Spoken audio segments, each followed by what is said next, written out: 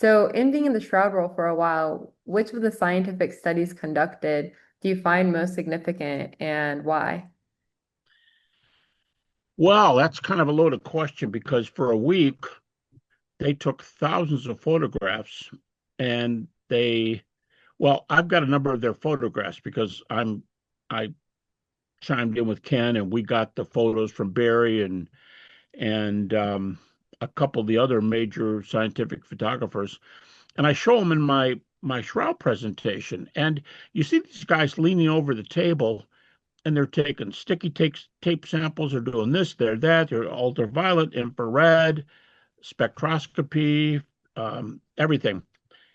But you wouldn't just throw it out there in a crowd and say, "Hey, here's what ultraviolet spectroscopy is," or "Here's infrared spec." You just say, "Hey, aren't you guys impressed with all those machines?" the photos. So I usually hop ahead to 1981 when the Shroud team uh, released their findings, and in the two-sided sheet they passed out at that meeting, it said, "One thing we're sure of is there's no paint, dye, powder, or any foreign substance added to the cloth that can account for the cloth. Yes, there's specks of paint, and yes, there's this, but notice our words. There's nothing added to the cloth that could account for the image. Because a lot of people painted the shroud. So just because there's some specks of paint, it doesn't even, it's not 1% of the image area. So we got to go somewhere else for um, the key. And even then, they were saying, what do we have to do still? But they'd done blood tests. And I was really interested in the cause of the image Mm, because that was closest to my dissertation on the resurrection of Jesus. That was my interest. thank you, Gary Habermas, or Habermas. My apologies. So, That's all right. And Gary's okay too. Uh, by the way, I don't want to imply this. I was not a part of Stirrup. I assisted Ken, and Ken was. yes. So I don't want to pretend like I was a member of the group, but I have virtually no scientific training, so that would have cut me out right there anyway. No, but we appreciate all of your contributions to the shroud role still. Thank you. Um, I guess kind of over, so we talked a little bit about, Sturt found no paints, pigments, essentially the Right, possibility, according to Sturt, for an artist to create the shroud being right. not exist in court of law based on the evidence that they found. So I guess based on your perspective, what is the most plausible explanation for how the image was formed? Well, in the back of both books, Verdict on the Shroud is the first one. It was a bestseller, 1981. 1990, we did one called The Shroud and the Controversy, because if you remember the dates, 1990 was 2 years after the carbon 14 dating. So we responded to the controversy. Um, I I don't I don't know which of the I mean, you're interested in what I thought about the tests, or there's no I guess they weren't able to do carbon 14 before 88. So those refutations, the one by the chief chemist on the team, Ray Rogers, and others, those came out later, Mhm. like 2005, that kind of stuff. John Jackson's fire theory. You're not going to get a good date because the cloth's been through a fire twice, and the smoke damage and everything else is going to preclude that. And then the big one, I think Rogers and Jackson's theses are good, but the latest one with the panel of people, including two PhDs, I think they were PhDs in statistics, set the group filed the Freedom of Information Act, and it took them, if I remember, it took them 2 years to get the data. That's just like the way the world goes. You can't get anything fast, and it took 2 years. And when they showed it to the four-member authorship, two of them were statisticians, and they just said, "This is ridiculous. All the scientists did was add up the dates and divide or something like that. That's not how you do stats." Now, so what came out of that last one was we don't know the date on the shroud from the last study. We don't know the date on the shroud, but what we know is your medieval date is certainly incorrect because that's not how you get shroud dates. But there's been a lot of dating techniques that have applied to the shroud. One was plus or minus first century plus or minus 500 years. So you go, oh, first century, that's good. Then you hear 500 years. And there was one that was like first century plus or minus 200 years. There was another dating of the shroud that we were asked not to talk about it for a while, but the data came out a long time ago, and it got the date, another dating one, and it got the date much closer to the first century. So a lot of dates there. It's probably the test that still needs to be done. I'm most impressed with the cause of the image, the arguments that say it was looks like it was some kind of either X-ray Mm. or one study said two different kinds of X-rays. So that's what comes out in the data the most. Of course, if you're an unbeliever or you're a skeptic, you just go, yeah, you guys are all you're doing is getting what you want. You're plugging in your figures and getting what you want. You're all stupid. That'd probably be a fairly nice way of what they said. That's So we're still waiting on the date, but I think the material that's come out so far on the image has been, I wouldn't say it proves the shroud because philosophically, it's my area. Philosophically, you can't prove anything inductive, including science. mm. So it's like a disease. Okay, you got new medicine. It might help people, but doesn't mean it cures it. So um, the new data in the shroud are like that. Yeah. Um, and the problem for me is a new experiment can happen at any time, and someone could say, I've got it, and everybody checks it. And that wouldn't even prove it. Because if you show a way it can be faked, cool. If you show that. But just if you show a way, that doesn't mean that was the way anybody used. So Yeah. there's a one-to-one. It's like, wow, you did it in a laboratory? Well, unfortunately, the people in the Middle Ages or whatever someone thinks is a date, unfortunately, people in the Middle Ages couldn't, they're not in a laboratory. So what could they do and not do? A lot Yeah. of stories. I'm most interested in the cause of the image. This reminds me of Eric Jumper said, I believe it was Eric Jumper at the end, one of their last press releases, that even if they were able to show that it's first century blood, that the image was made sort of by an unknown event, potentially the natural result of a supernatural event, that there is no scientific test for Jesus Christ. And so science Well, itself cannot per se like pin that part down. However, through well, the I gospel guess parallels. a skeptic could say, I would just ask today, earlier today, what do I think is the best naturalistic response to the shroud? Well, I don't think there are any naturalistic theories that haven't been refuted. But if I had to pick one, I'd say it wrapped the body of a either a man that was crucified like the thousands and thousands in Jerusalem in 70 AD, or they killed some poor guy. They crucified him and killed him and wrapped him in a cloth, and that's just what happened. Now, the only problem with that is I debated a shroud guy. It's on my YouTube site. But I debated him, I don't know how long ago it was, year and a half ago. But I started out on my side and I gave 10 evidences that the shroud was authentic. So even if you show that somebody could do it that way, you're not answering the data. And things like the 3D data and the teeth, the possibility of the teeth underneath the bottom lip, all of those are really strong arguments. And we have hundreds of burial garments in existence, hundreds.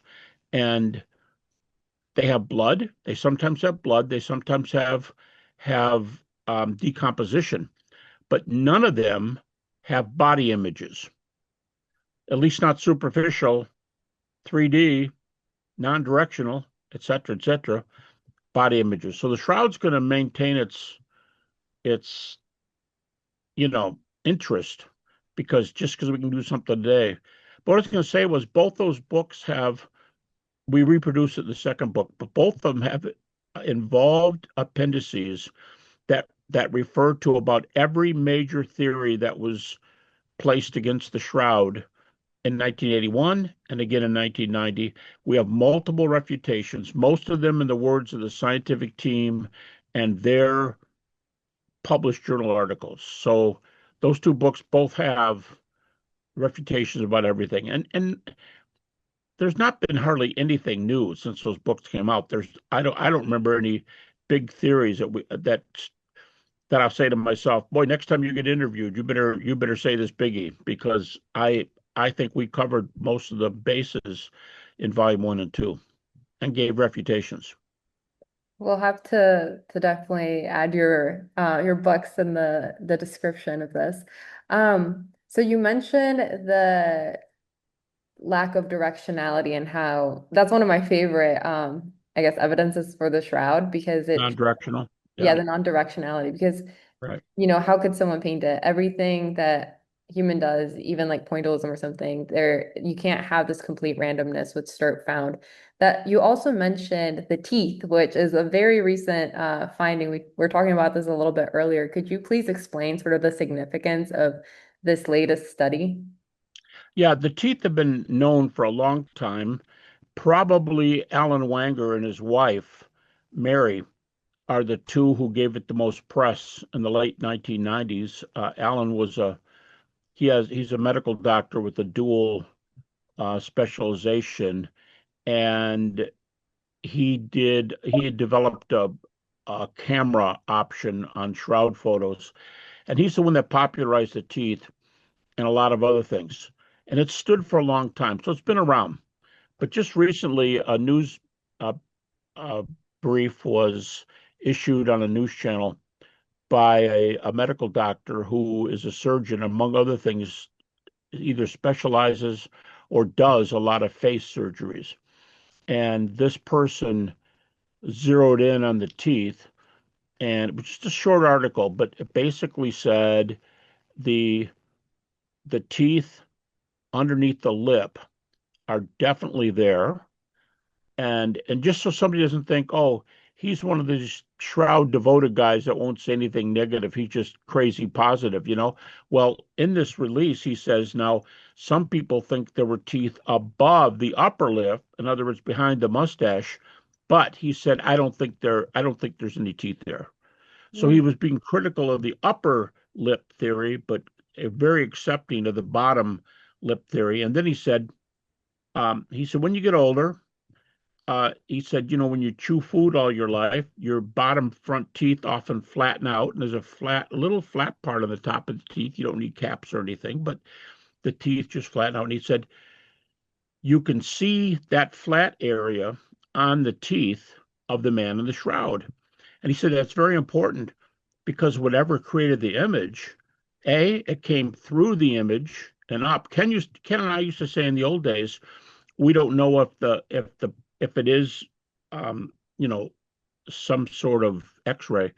We don't know if the power, if whatever caused it came down or if it came out.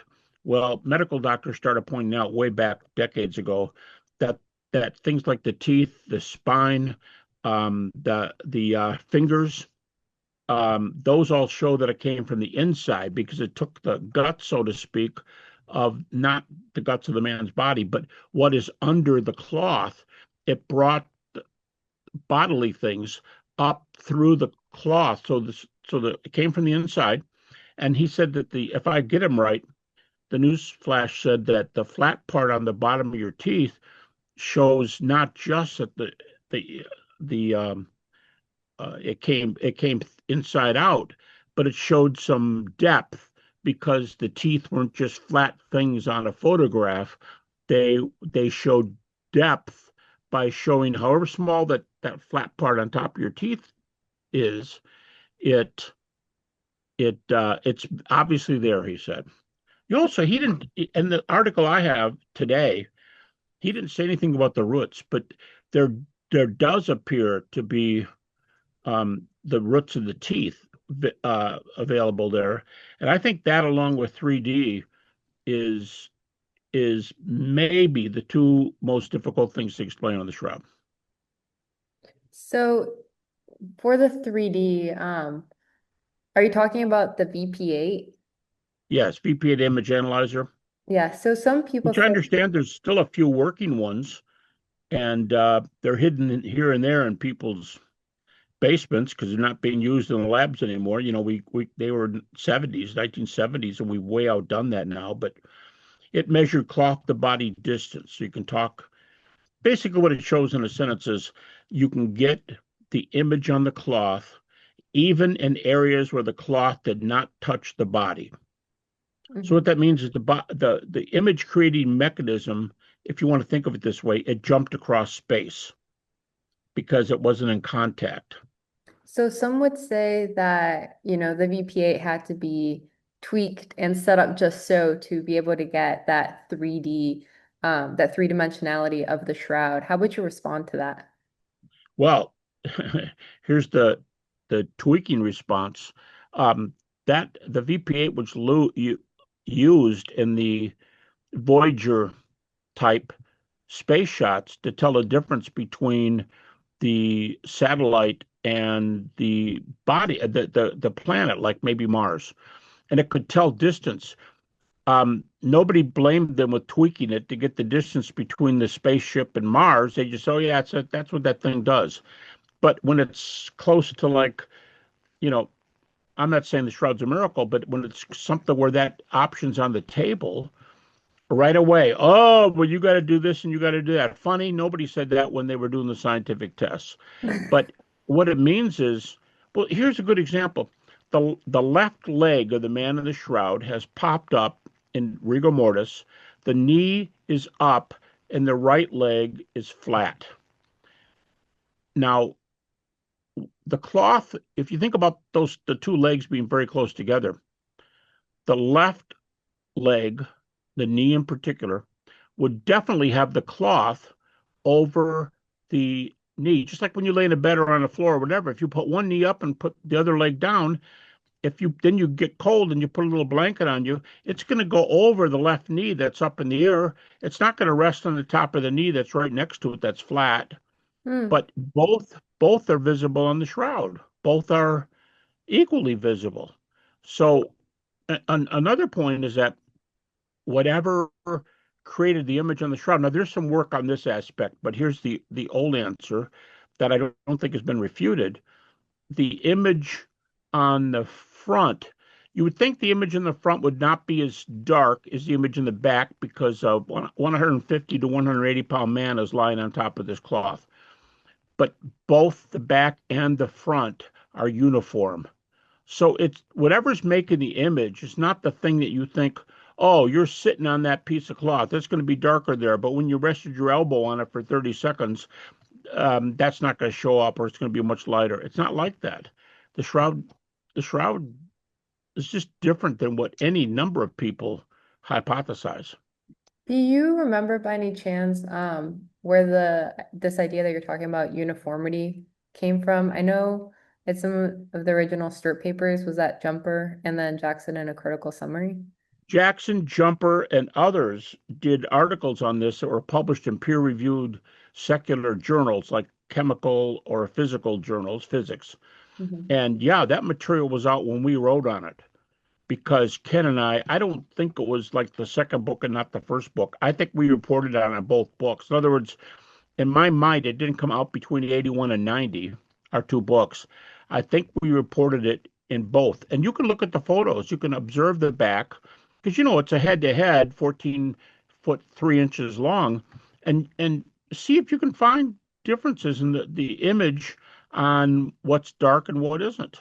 It's uniform. I think that's been out a long time. I think it came out pretty early in the testing. Thank you. Speaking of You're welcome. testing, if there was to be a Shroud of Turin research project, a STIRP 2.0, what would you want to prioritize and what would you like to see be done for 2.0? I would like Barry Schwartz to still be here. Yeah. He passed away a short time ago, and relatively short time. Great guy, Jewish. Um, I should tell you one quick Barry Schwartz story, but Oh, he told please, me one time. actually. Okay, well, he said, I have speaking engagements all the time, 24/7. He said, I probably go to Baptist churches more than anywhere else. I go to Baptist churches. He goes, in these Baptists, they're so kind, and I'm Jewish, and I'm not a believer, and they always want to talk to me about the deity and death and resurrection of Jesus. They always want to talk about the quote unquote gospel. That's the way he presents it. He goes, a lot of my Jewish friends, they get offended, they get angry, they think, what, you don't think I'm a child of God? And so on. And and he goes, I don't have that perspective. I said, well, okay, Barry, this should be a lot of fun. What is your perspective? He says, here's how I look at it. When these Christians come up to me and talk to me about the gospel and I should become a Christian, he says, I'm not in the least offended because here's how I think. If they didn't love me, they wouldn't be talking. They're talking. They must love me. I better shut up and appreciate it. I That's thought that was a really neat little story he told. that well, thank you for sharing. I love all the berry stories. And Yeah, that's the first thing I would do. And answer your question, I would get Barry up oh, there. hmm I would get Jackson and Jumper back. Unfortunately, Ray Rogers passed away. A lot of the guys have passed away, but I guess if I could take two people, if I'll say it this way, if Eric Jumper wants to come along for the new testing, yeah, he's great. But I think I would say Barry Schwartz and John Jackson right now would be the two guys I would say. And again, I'd be most interested in the image. But since those guys are the scholars, they're going to make a long list of what they want to see. I would stick with the image and just stay there. I respect every other area everybody else wants to look at, but I want to know what caused the image. so what test would you like to see for the what test would you like to see be done for the image? So personally, I would like to see more UV fluorescence to get a better picture of the serum halos on the peer side. Well, For the blood that clots. would be, you said the halos on which side? The pier's side, the between the fifth and sixth rib. Oh, yeah, yeah, yeah, yeah. That's brilliant. That's great. Another guy I would, okay, now that you said that, he's also passed away and also a very good friend of Ken's and mine, Robert Buckland, the head medical fellow, the assistant county coroner for LA County. What a lot of people don't know is Bob had both a MD and a JD. He taught, I think, University of Houston. He taught medical law, so he put his two doctorates together. But he did a postscript for our first book. Um, we had other guys write for us too. Some people weren't very happy with him for writing things for our book. Um, but Larry Schwalbe wrote the foreword to our first book, PhD physics. And what's cool about Larry Schwalbe, a lot of people don't appreciate this. They go, well, Bob Buckland is a committed Christian, and he said the shroud was evidence for the resurrection. Well, yeah, I know that. But are you going to give us any credit for having Larry Schwalbe do the foreword and Larry was an agnostic? Don't we get any credit for that? And I I've done a lot of publishing. A few years ago, friends of mine did a festschrift where they do go one author and everybody writes an essay in honor of that guy. It's Mm. a Christian book by Christian. I don't mean, what I mean, a Christian book by Christian publisher. Barry, they asked Barry, and he wrote a chapter for me. And he goes, what's a fellow from an Orthodox Jewish family doing in a book like this? Well, I just want to say I'm glad to be here to be with Gary. Anyway, that was really cool. But they got Barry. So we're really being, we're really different here. Barry's Jewish. The other major photographer was a Mormon. Um, we had Catholics, we had Protestants. I said we, because like I said, I hung around with Ken, but I was not a member of Stirrup. Um, and we were there in that meeting, in the first meeting too. So that's what I do. And I'd let those guys, because I'm not a scientist, I would let those guys tell me all the tests. Your idea about the halo, I mean, that's good. But Bob Buckland in the postscript for our first book, he said, too many of us haven't been willing to talk, but I am. And I think the things that I see on the shroud are consistent with what I know about the death and resurrection of Jesus Christ. He said that in our postscript for the first volume. So So I'd have to get Bob in there too. no, I love it. And I guess on that note, so I love hearing and just the reiteration of just how many different people came together from different faith backgrounds to study Yeah, the shroud as yeah. scientists. Um, I know your background and sort of like with also Jeremiah Johnson is on the resurrection specifically. And if I remember correctly, Barry Schwartz, he believed that the shroud was authentic, the burial cloth of Christ, but he himself was not Yes. a Christian because of the resurrection. How do you see the shroud as evidence for the resurrection? Well, here I go again. A couple more stories. I know Barry holds that view that what you said, it's authentic and it's Jesus. And he said that in that article that he wrote for quote unquote my book, all the guys that wrote that thing. Barry came out. I have an article in my file where Barry said that. He probably said it earlier, but he said that as early as 1982. So it's pretty soon afterwards. And Barry's a joker. I mean, he's funny. He's a hippie. I'll say to him, Barry, you're just a hippie. He goes, well, you're telling the truth. He said, no, really, I was a hippie. So you're right. But and he said in that 82 article, what's a good Jewish boy doing this? But he acknowledged there were Christians, non-Christians. One of the best known groups is Pellicori and German, where they did this probably the best known option against the shroud. Now it's been rejected by virtually everybody, but that you have to give them credit. And they were both agnostics when they did the research, as far as I remember. And but Ken interviewed D. German for the second book. And in the meantime, between 1978 and 1990, D. German had become a Christian. And Ken asked him a question. Ken used to be in a carpool with four guys, Jumper Jackson, D. German, and himself. And so they know each other well.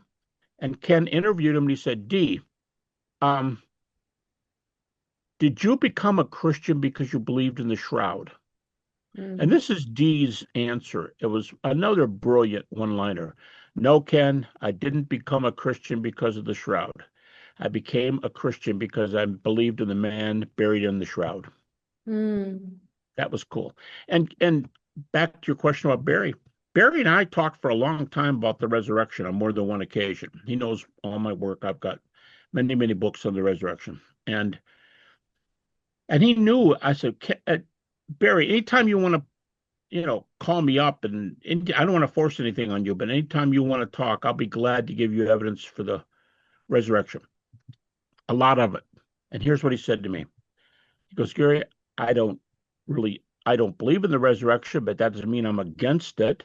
I'm open and we can talk sometime. And if I change my mind, I'll let you know, but I'm not prejudiced against it. I said, well, let's talk. You know, these things go. You mentioned it several times on the phone or in person, and the time never comes. And then we were all surprised by Barry's having leukemia like nobody expected. It happened like out of the dark. So, and he thought he had longer to live too. And his death came pretty quickly.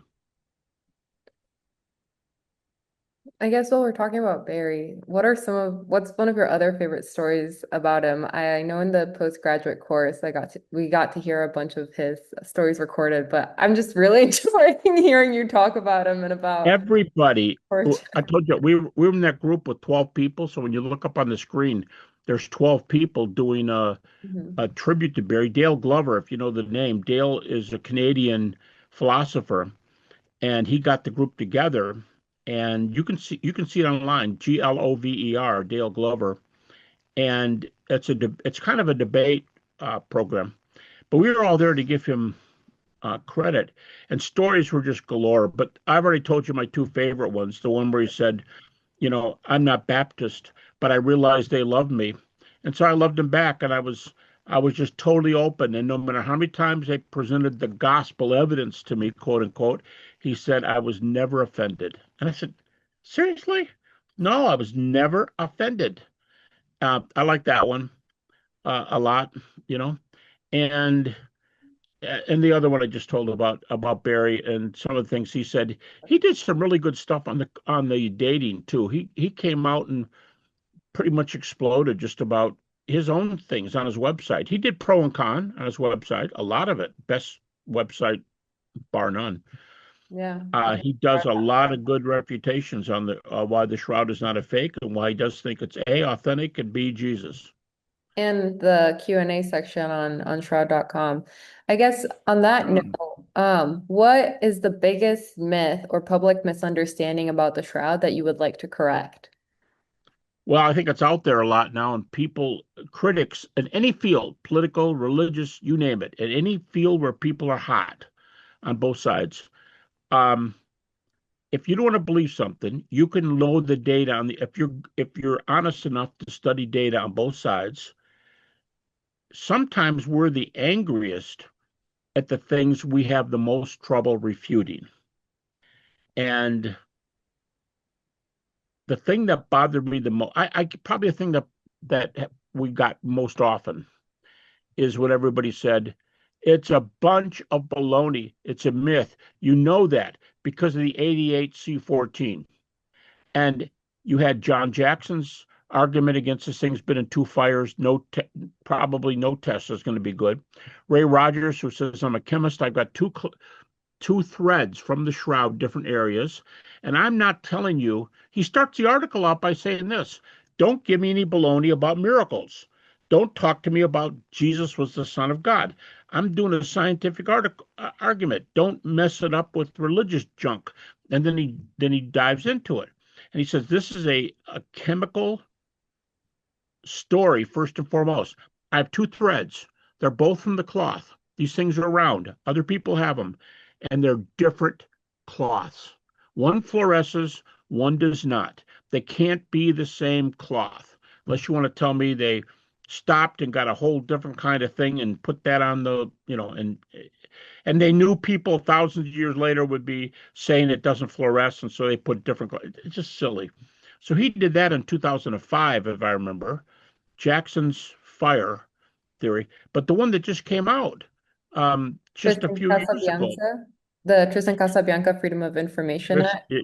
Tristan Castellano, he was here at our school. He spoke at our school here. He said in that speech that he became a Christian from studying the Shroud. Yeah. So we asked Barry why he didn't, and Barry just laughed. He said, "Oh, maybe someday I will. Right now, I'll stick with being Jewish." But yeah, Casablanca was here years ago. See, the thing I've been talking about the resurrection. The thing I do the most is to argue that if you take the New Testament facts, only the facts which atheist New Testament scholars will allow, there's enough of a basis to say that Jesus was raised from the dead. That's the short story of what I call the minimal facts argument. Okay. I give that all over the place. Well, Tristan contacted myself and Mike Lacona, another guy who does a lot of writing on not on the Shroud, but on the resurrection. And Tristan said, can I have your guys' permission? Because you guys do this minimal facts argument for the resurrection, where you take all the facts that the skeptics allow and you show the resurrection happened. I'm going to do the same thing with the Shroud of Turin, and I'm going to do a minimal facts argument for the Shroud. And it was published by a major British journal, I think from the University of London. And it was published, and it was just what even skeptics allow and what's enough of a basis to say the Shroud is XYZ. So, and Yeah. Tristan's the one that got that group together too, the foursome, including the textile expert and the two stats people that said that this thing is silly. You can't. And when they got those numbers, by the way, the numbers were all over the place, up, down, hundreds of years apart. And I don't know stats that much, but if I remember the story correctly, they averaged them. You don't average conflicting stats. You do another test, so. Yeah. But that you asked me what the one that bothers me the most when people keep saying, "Oh, the 88 carbon 14," and they either don't know Ray's, John's, or Tristan's. They don't know them, they don't care, they run roughshod because it bothers them to think about being religious, and they can't picture themselves being religious, but they're going to get upset with you or me or anybody if you're religious. So those kind of attitudes really bother me. But to repeat the 88 carbon 14 is it's the only major data that go against all the other data on the shroud. Yeah, and I think it's very interesting to see as well how Tristan Casabianca, once he got the pictures and the stuff via the Freedom of Information Act, he has some Right. pictures in his presentation that he did at Seek that show a thread that looks very different than all the others, further, backing up everything that Rogers found. And then you also have Riani and a bunch of other different statistical analysis that show, how the statistics was not done correctly on the carbon 14 dating, especially Tristan Casabianca. He goes into a lot more details. And if you're interested, Gary, because I know you couldn't come to the Shroud conference, those are all on YouTube. They're starting to be uploaded now. I I just appreciate that. They editing. asked me, Joe Marino called me and Oh, other people talked beautiful. to me, but I won't take your time doing telling you this. But well, here's my latest work. The last volume's not out yet. I Ooh, did sneak I peek. did 4 books. I did 4 books on the resurrection. They each average about 1,000 pages. So it's 4,000 pages, just under. This is the evidence for the resurrection.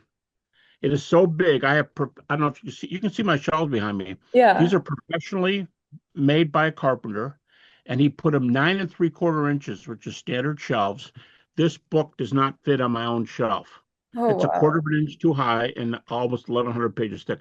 I'm not saying look at what I've done, but I'm saying that's why I didn't go to St. It was in St. Louis, right? Yes, yes. Yeah, I Well, didn't go to I'm St. at the Louis. next one.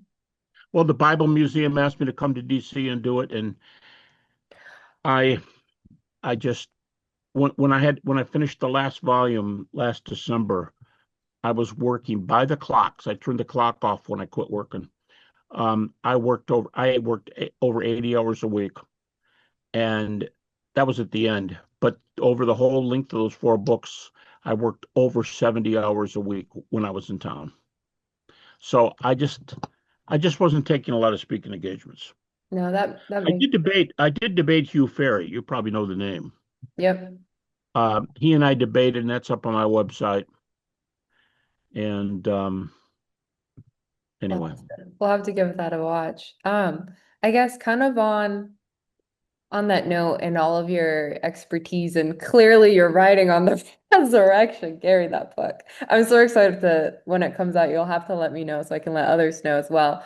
Um, but you seem to have picked up the shroud and the resurrection and how the shroud ties to the resurrection and vice versa before it was really popular within the Christian sort of world. What was that oh like? yeah, yeah, yeah, And yeah, you because it know, was quote unquote a Catholic relic, quote unquote, and that's yeah.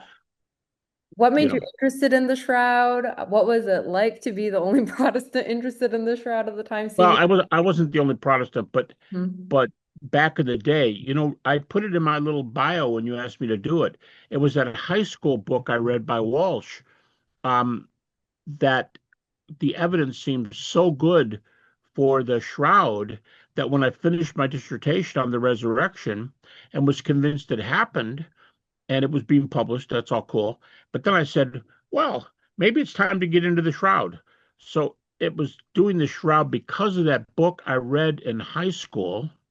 I mean, sometimes things we do younger in life, you know, they can come back to roost older. When we're older, we remember things and we go, "Hey, got a little more time on my hands. Maybe I can go back to that now." That's Mm. what happened to me. And how did you see your research on the shroud and in the resurrection sort of impact your colleagues? So like other people, other pastors. Um, nobody really, nobody really disputed it much. They'd say things like, "It was half-hearted. It truly was." I don't want to blame people for saying things that they didn't sound like they believe, but they go, "It's a Catholic relic." I'd say, first of all, it's not Roman Catholic. Now, because that changed in 1982, if I remember correctly, but it was owned by a private family, and the church was a custodian, but they held it. It's like I hold a trophy that somebody else won, but it's not my trophy. Um, so I'd say number one, it's not Catholic. And number two, I wouldn't be mean. I wouldn't say if you had a decent head on your shoulders, you know that. I don't talk like that. But I would say to them, who cares who owned it? And then later, who cares who has it? It makes no difference. The question is, who's buried in it? Can we identify it? And you made a comment a little while ago, even if the science all lines up, what are you going to do with the history? Well, that's where I do my work. I do my work on history. That's my field. History and philosophy are my two fields.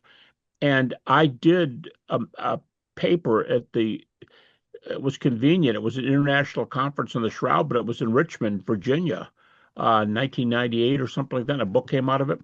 They asked me to give a paper, and I gave a paper on going if the Shroud is an actual archaeological artifact with a man who was crucified, and we don't know who he is. How would you get from there to Jesus? And I Mm. called it historical epistemology. How do we know what we know in history? So I laid down some principles in historiography, and then I went to the Shroud and I said, here's why Jesus makes the most sense. And it was a detailed multi-step, and they published it in this book of essays from the 1998 conference. Do you remember So what that's the what I do. book is called? Oh, I got it right over there on my shelf. I can go. I can. You know what? If you want me to go over there and grab it and bring it here and hold it up on the camera, but Yeah, or I give. that'd be good. I think it would be great to see the if you know where it is. I know exactly where it is. So you Okay, want to? perfect. Yes, Okay, I'll please. get it. Just a minute.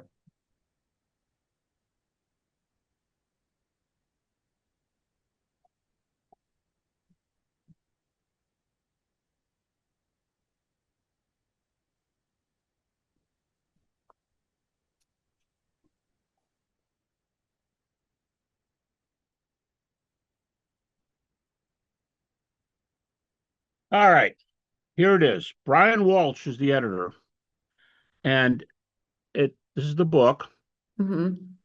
and it's called Proceedings of the 1999 Shroud of Turin International Research Conference, Richmond, Virginia. Yeah, Now, if I remember correctly, it happened in '98, but it took a year for him to get the book out. It is published in Glen Allen, Virginia, by Magisterium Press. And there's a lot of good essays in here by a lot of good people.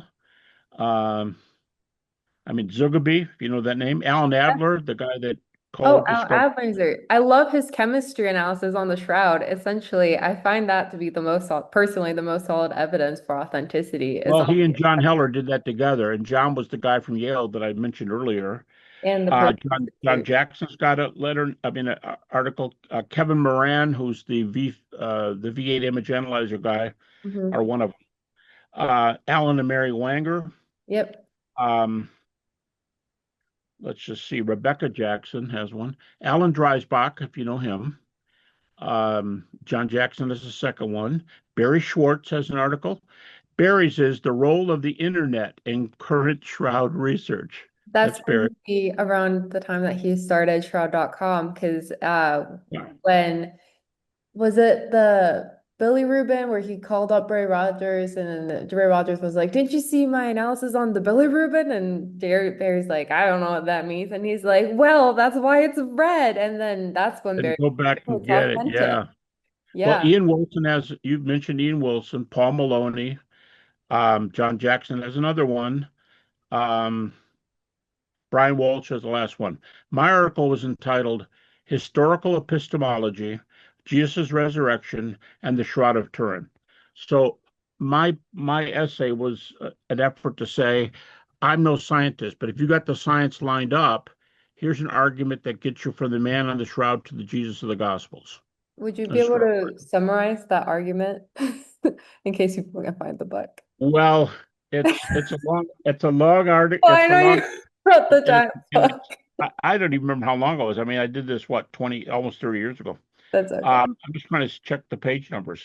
It is That's fine. I know we're also almost at time, and I'd love to ask you a couple more questions. So if you're that's right. okay going over time, that's good too. It's 25 pages long. Okay. But what I did was basically briefly, I said the man in the shroud is such a replica for what happened in the Gospels that about the only theory that makes sense is they crucified some poor soul to look like Jesus, wrapped him in a cloth. Something strange happened, who knows what, but that allowed them to go around and put this thing out there, make a lot of money showing the cloth. But the only thing that makes sense, it's so close to Jesus that even in areas where Jesus was crucified in a number of areas that were not normal crucifixion procedure. They did odd things to Jesus, nasty things to Jesus. The man on the shroud has the same nasty things done. But so you go, well, it's some other guy who's made to look like Jesus.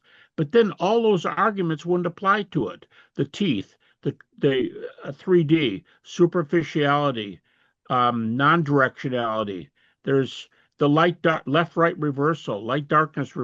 When I debated Ferry, I had a list of 10 things like that. So it could be a guy that they crucified and covered, but it's not going to have those characteristics. No shroud has those characteristics, and we have hundreds of burial shrouds. Yeah. So if it looks like Jesus, the old walks and talks like, If it ducks looks don't like talk. Jesus, talks like Jesus. Well, Talks like looks like Jesus, you Jesus got has Jesus. Yeah, the yeah, yeah. non-directionality. Yeah. I Yeah, you go, okay, this article, the picture of Jesus in the shroud looks like you walked out of The Chosen. guess. Well, I have a couple more questions for you, but we're at time, but happy to continue if you are. Because I'd love to like learn more about, what the Shroud taught you about science, history, and faith. And also you mentioned the museums in Jeremiah Johnson, and he's been touring around with our exhibit.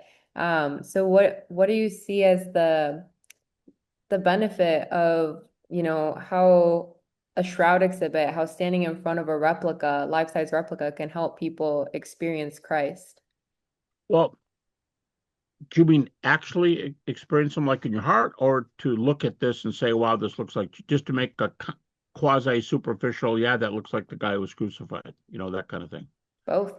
Both. Well, I think if you look at a replica, I've got a guy who used to tour with me, and he has one of eight. It's they're not the originals, obviously, but one of only eight 14-foot um, photos that comes out, and you see the whole shroud and all the details. And when you see something like that, or the one that Jeremy has, and other ones that have that, the one where they set it down to the ground, and you can see the man on the shroud lying there.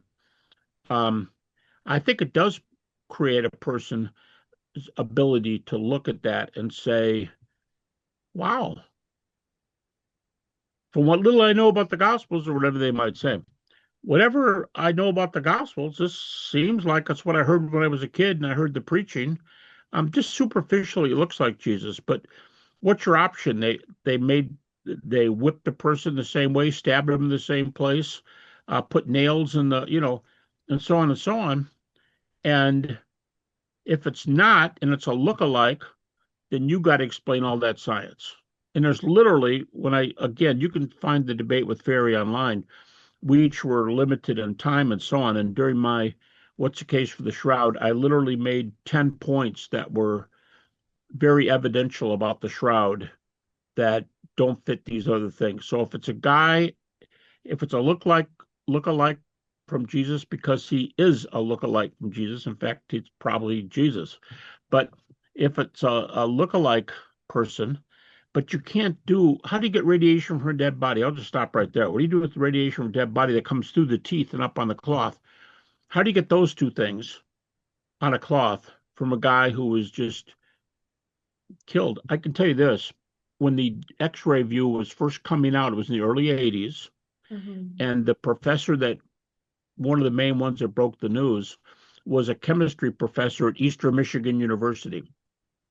And this guy said, yeah, this is definitely an X-ray. And he said it comes from radioactive materials and so on. And he says, now people want to know, what do I think would make a radioactive kind of X-ray kind of image on the cloth? And he said, well, maybe the guy lived in a radioactive cave. That happened. There were radioactive caves. You could live in them. He said, but for a guy to be this radioactive, he would have died. He couldn't just live there for years. He said, or he could have eaten lettuce that was in ground that is radioactive. That happens. You can have food that has some of these properties. But then again, if he's eating that kind of food, he would have died. He said, so cave or food, he's going to die if he's around radioactive stuff to make him glow like that. He would he would die. He goes, and then I love this line. He goes, but if I go anywhere else, I start sounding religious and I'm a chemist. I'm not a theologian. Mm, And that's how he ended his article back about, I think it was 1983, yeah. arguing And that was an X-ray. you, in talking about the sort of correspondence with the Gospels and the beautiful parallels, not only to the Gospel passages, but to the prophecy, to the Psalms, to, the Old Testament. And I guess someone could say that, you know, the Bible essentially gave them a recipe to follow with a poor Christ, a victim crucified to seem like Jesus. However, one of the things I find fascinating is that there's so many details on the shroud that aren't recorded in the gospel, such as like if you do an arch for the you know, the whipping that was done, you can see two different radii. So for the circles indicating two different heights, like the four of the people that were, going forth with the since we're posting this on social media, I'm trying to like find workarounds for certain words so that we don't get flagged. But that um and it's just beautiful to see all the amount of detail. And one of my favorite thoughts is like, if an artist did this, if someone did this replica and we don't know about it, like all of art, to your point, as someone that delves into the history of the Shroud, all of historians have failed that there's someone greater than Da Vinci and we don't even know their name. Um, Yeah. so I guess on that, what has the study of the Shroud taught you about science, history, faith, and yourself? All in a sentence or two, huh? Well, my primary study, back to my skeptical days when we're bringing the interview full circle here. It came out of my doubts, and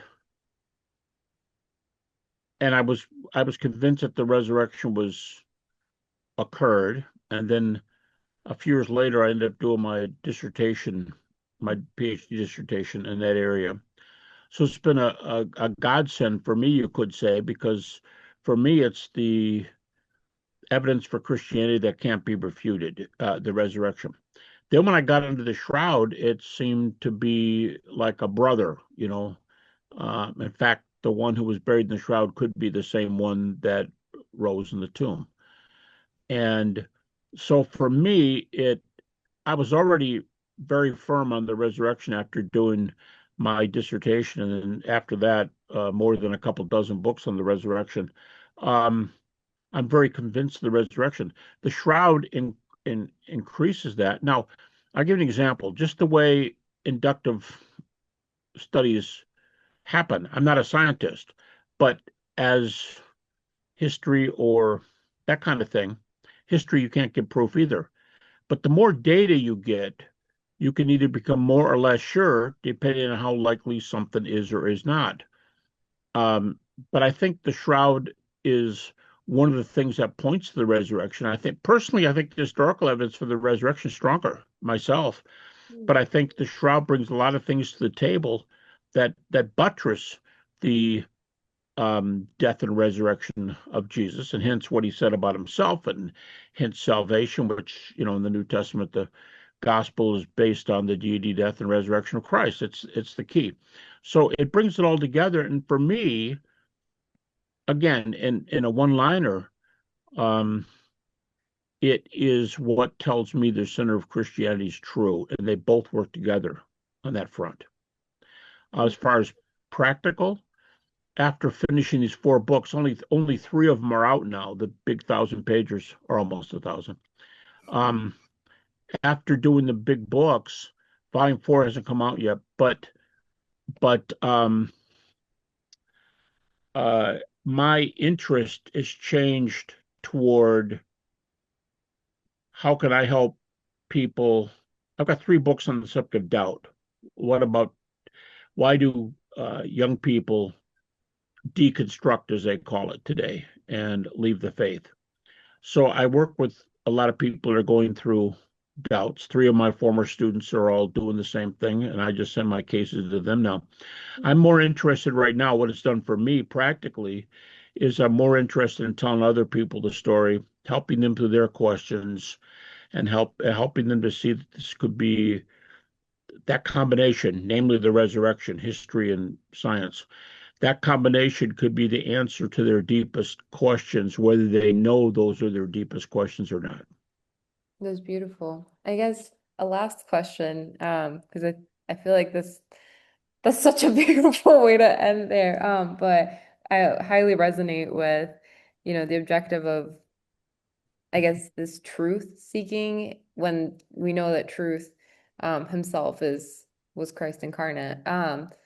Part of our goal is to bring the shroud to my generation. So I guess to wrap this all up, what would your message be to this young generation of people seeking truth and striving to learn about the shroud?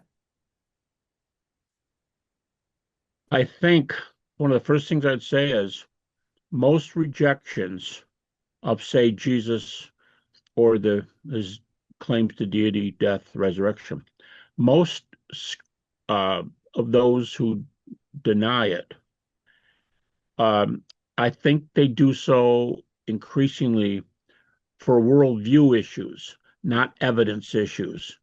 They reject it because they don't like where it leads.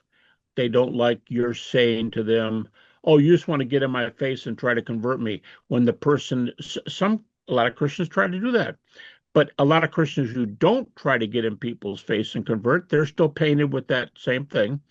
And there's a crowd out there today trying to be kind, but there's a crowd out there that doesn't believe in God or Jesus or anybody. That's just their definition. I'm not judging them. It's what they say in print.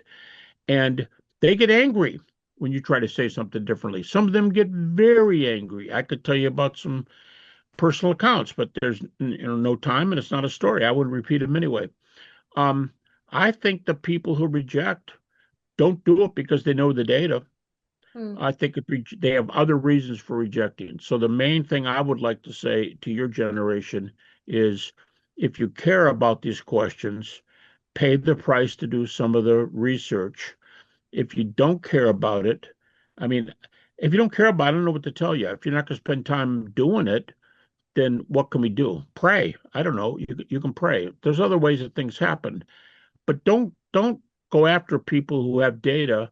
And just because you go, the supernatural doesn't happen, that's a bunch of baloney. Though I've never seen it happen in my life. Well, you're not reading the books. I mean, right behind me here, I keep this close for interviews. This is a book of modern healing cases, but it's not the kind of stuff you hear in a church where people go, "Oh, I've heard that baloney. A church down the street claims that, and yeah, but the people throw away their crutches, and a week later they're on crutches." Okay, this is different. The woman who wrote the book, Candy Gunther Brown, it's called Testing Prayer. She's a PhD from Harvard. She's a professor, unless she's moved. She's a professor at Indiana University. Now, here's the part you may not believe. This book was published by Harvard University Press, and the 2 recommendations on the back, at least when the book came out, by a present and a former professor of Harvard Medical School. Hmm. This isn't your normal search. Um, there are articles come out. In fact, she's done one, but there's articles come out about healing and double-blind prayer experiments where they're published in peer-reviewed secular medical journals. So it all comes down to if you're open to the data, it's there. If you're not open to the data, quit complaining. I mean, if you're not willing to spend the time with it, then you're not going to find it. But if you want it, there's plenty of data out there that indicate God, an afterlife, and right in between those, God and the afterlife, is Jesus is sitting there with his claims to deity, his death, his resurrection. And the shroud. Wonderful. Well, thank you so, so much for your You're time, welcome. for your wisdom, and just for, sharing your heart and your experience and Well, history with us. We really, really appreciate it.